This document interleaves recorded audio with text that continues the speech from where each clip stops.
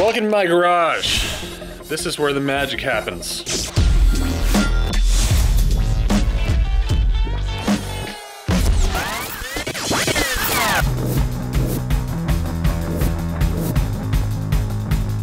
think it was 77, but it could have been 78. I was on tour with Skateboarder Magazine, myself, Greg Weaver, Tom Inouye, with photographer Warren Bolster. We were skateboarding a park in Florida.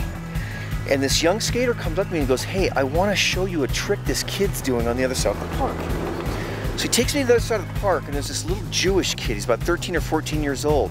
He comes up the other side of the wall, and he pops his board, does a 180 in the air, lands on it, and comes back down. And it happened so quickly, I didn't know what it was. So I meet the kid, and I go, "What's your name?" And he goes, "My name's Alan Gelfen, but they call me Ollie." And I go, "What's that trick you just did?" And he goes, "Well, they call it the Ollie pop."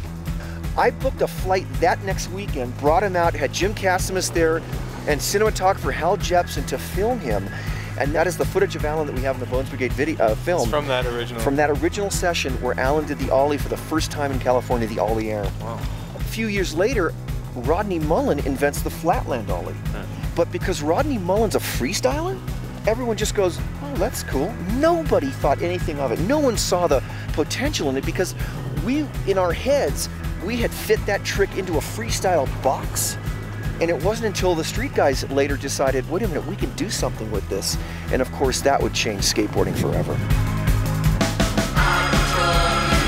Well, check this out. I remember one day Rodney calls me on the phone and he goes, "I'm no longer doing normal kick flips. You know, where you grab your board with your feet and flip your board." I go, "What are you doing?" He goes, "I'm olling into my kick flips." I go, "What do you mean?" He goes, "I ollie and flip my board."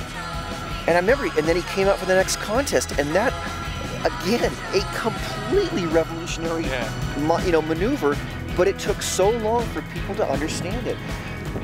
When I was going through the footage to prepare for this film, I couldn't believe what Rodney was doing back in the day. Yeah. I mean, he's like a classical composer where he invented so much stuff so early.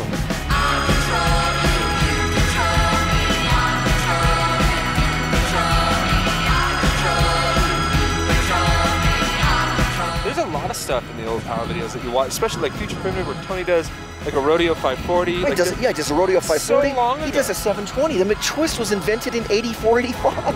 You'd think that revolutionary tricks like that would have come much later. Yeah. But they came then, you know, so. Crazy. Yeah, it really is nuts. I love hearing these stories, man. Yeah, but what's beautiful about it, it's all young kids that did it. Yeah. So awesome.